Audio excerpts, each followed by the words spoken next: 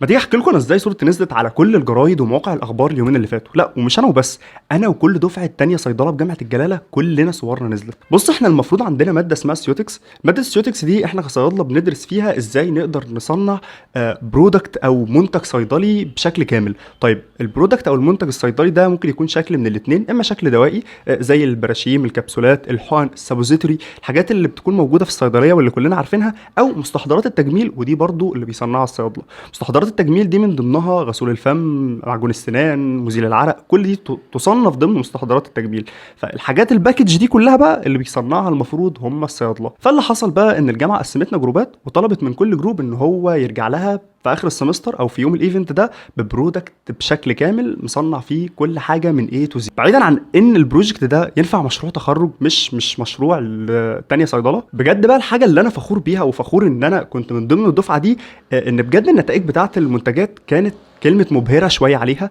بجد كان في تنوع في المنتجات، كان كل منتج الكواليتي بتاعته عالية جدا، التفاصيل، الماركتنج اللي معمول ليه، حرفيا المنتج كان فاضل له بس ان احنا نعمل له اختبار الثبات والاكسباير ديت ويبقى خلاص ينفع منتج ينزل في السوق. انا بقول بلاش نتكلم كتير ويلا بينا ناخد جولة كده سريعة نتفرج على كل منتج اتعمل في الايفنت. اول برودكت معانا هو بيست سمايل. التيم ده عملوا برودكت اللي هو معجون سنان بطعم البيستاشيو.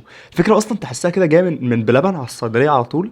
التيم ده عارف يعمل بروباجندا لنفسه من اول يوم. يعني التيم ده كان مشهور جدا ان هو معجون سنان بطعم البيستاشيو. يا جماعه فكره كرييتيف، قدروا يخلوا المنتج نفسه يعمل ماركتنج كده لوحده مع نفسه. فالفكره بجد كانت حلوه جدا. تاني برودكت معانا هو بالانسد. بالانسد ده كان المفروض ان هو مضاد حموضه. الفكره ان التيم بتاعه كانوا مركزين في التفاصيل جدا، والناس دي كانت مكلفه نفسها جدا. الناس دي كانوا مختارين يعني حتى كتابه الاسم كانوا عاملين لها ميكانيزم كده. الشباب في التيم ده كانوا عاملين باكجينج وليبلينج للبرودكت بتاعهم حلو جدا. كانوا موزعين ميداليات عليها المارك بتاعتهم ونوتس عليها برضو المارك بتاعتهم. التيم ده بجد كان مكلف نفسه جامد وكانوا ظابطين الاداء جدا. حتى فيديو الماركتنج اللي كانوا عاملينه كان فيديو كده مميز يعني انتشر عندنا. عارف انت الفيديوهات اللي بتبقى بتنزل على التلفزيون دي اللي هو لازاله حموضه المعده استخدم بالانسد، هما كانوا عاملين فيديو كده بالظبط. يعني الفيديو بجد كان لذيذ. تعاني من عسر الهضم وحرقة المعدة؟ إليك الحل. بالانسد مضاد للحموضة ايوه بالظبط هو ده. والتقلصات. تالت برودكت معانا هو بريلو او بريل. بص احنا ممكن نختلف في الاسم براحتنا، لكن الحاجه اللي مش هسمح لك تختلف معايا فيها ان البرودكت ده بجد اكتر من رائع. كلمه رائع دي شويه عليه. الشباب اللي عملوا البرودكت ده انا مش هقول لك ان هم ركزوا في التفاصيل، الناس دي يعني حتى التعبئه ما حبوش ان هم يعملوها في معامل الجامعه وراحوا المصنع مخصوص خلوه يعبق لهم البرودكت بتاعهم. البرودكت بتاعهم اصلا هو سيروم للشعر. يعني انا هوريكم، انا خدت عبوه منهم. الفكره ان هم بجد عاملينه كويس جدا. المنتج انت تحس ان هو اصلا يعني ده فعلا ينفع يتباع، ما فيهوش اي حاجه ناقصه. انا عايز اقول لك بجد يعني انا بمجرد ما انا طلعته بس من العلبه بتاعته الريحه بتاعت البرودكت طالعه حلوه جدا. آه، انا مش عارف ده بيثبت ايه، بس هو في برضه بوينت عايز اقولها. كان واحد من افضل 3 منتجات اتعملوا واتعرضوا قدام شركه استرازينيكا، فكان من ضمنهم هو بريلو او بريل. رابع برودكت بقى هو فيتا فيد. فيتا فيد ده المفروض الجروب بتاعه اذكياء جدا، هم عملوا منتج علاجي بحت. المفروض المنتج ده بيعالج نقص فيتامين د.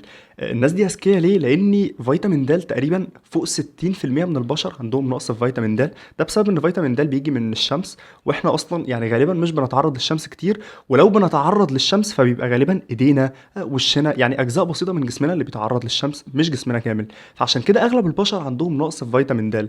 فيعني انت هتروح يمين هتروح شمال انت لازم هتحتاج البرودكت ده. زائد في بوينت برضو، الناس دي برضو يعني ما تمش تعبئه المنتج بتاعها في المعامل في الجامعه، لا دي راحت مصانع برضو مخصوص عشان تعبئ المنتج ويوصل بالصوره النهائيه اللي احنا شايفينها قدامنا دي.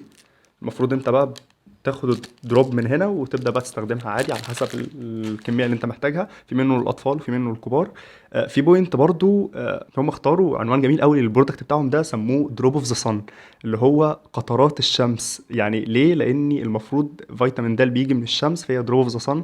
كان بوينت عجبتني جدا برضو حبيت اقولها. في منتج بقى اسمه جلو فيد. المنتج ده ايه بالظبط؟ يعني هو كريم، بس بيعمل ايه؟ بيعمل حاجات كتير. بس هو بتاع ايه بالظبط انا ما قدرتش افهم، يعني دي المعلومه ما قدرتش اوصل لها. بس هو تقريبا براءه اختراع، لان ده يعني لو حبيت تستخدمه قبل المكياج هتلاقيه شغال معاك، حبيت تستخدمه كمرطب هتلاقيه مش بيقول لك لا، حبيت تستخدمه لنضاره الوجه هتلاقيه بيقول لك ماشي، لان هو يحافظ على السكين من الدمج هتلاقيه بيقول لك اوكي. الكريم ده تقريبا عارف انت ميكس 6 في واحد، هو حرفيا كده. فده تقريبا براءه اختراع، يعني سيبك بقى من شركه استرازينيكا وسيبك من الايفنت اللي في الجامعه والناس اللي جات وكل الكلام ده، الناس دي في حته لوحدها اصلا التيم ده. برودكت اوفيه ده المفروض باتر بودي، ده المفروض بيستخدم عشان يعمل بروتكت للسكين من الدمج، وفي نفس الوقت بيستخدم يعني برضو ان هو مرطب. في بوينت عايز اقولها عنه، ان الناس دي عملته باكتر من طعم. فكره انت تعمل برودكت باكتر من طعم دي بتكون مش سهله ابدا. عملته بطعم الفانيليا وعملته بطعم الكوكونات، وكانت عامله كميه كبيره، ودي بتبقى حاجه مش سهله ابدا. فالتيم ده برضو يعني من التيمات المميزه. في بقى برودكت موفنترا ده لاكزيتيف ملايين. الفكره ان هم عملوا منه للكبار وعملوا منه للاطفال، عملوا منه بطعم الاستروبري الفراوله، وعملوا منه بطعم البيبرمنت النعناع.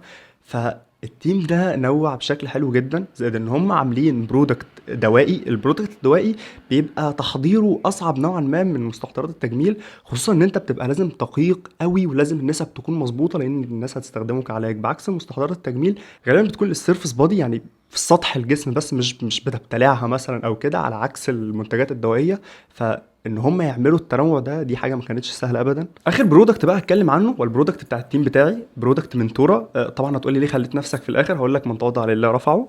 البوينت اللي عايز اقولها ان البرودكت عليه طلب جدا، لدرجه يعني زي ما انت شايف احنا خلصناه في البيت، مش محتاج اكلمك كتير عنه. احنا المفروض عملنا ماوث ووش غسول للفم. وفي بوينت عايز اقولها، ان الثلاثه برودكت اللي راحوا قدام شركه استرازينيكا كانت بريلو وفيتافيد ومنتورا. احنا الثلاثه اللي المفروض رحنا. حاجات بسيطه احنا ركزنا عليها في الماوث ووش بتاعنا، ان احنا ركزنا ان الانجريدينت بتاعته او المكونات بتاعته كلها تبقى ناتشر، كلها طبيعيه. الحاجه الثانيه ان احنا نكون حاطينه في عبوات صديقه للبيئه. والحاجه الثالثه والاخيره ان احنا بنسعى ان احنا نعمل اطعمه مختلفه ليه، زائد ان احنا بنشتغل حاليا على اننا نغير الانجريدينت بتاعته بحيث يكون ليه جانب دوائي. عايز اقول ان كل اللي انا قلته لحد دلوقتي دول 7 برودكت بس من اصل 20 برودكت. باذن الله باقي البرودكت كلهم هتكلم عليهم في الفيديو اللي جاي. هسيب لك لينك صفحه كل برودكت انا قلته النهارده، بحيث تدخل تتفرج براحتك على الماركتنج اللي هم عاملينه، او ايا يكن الفيديو اللي موجود فيه تخش تاخد جولتك براحتك. واخر حاجه بقى، احب انت تحدد لي انهي افضل برودكت انت سمعت عنه النهارده بالنسبه لوجهه نظرك الشخصيه.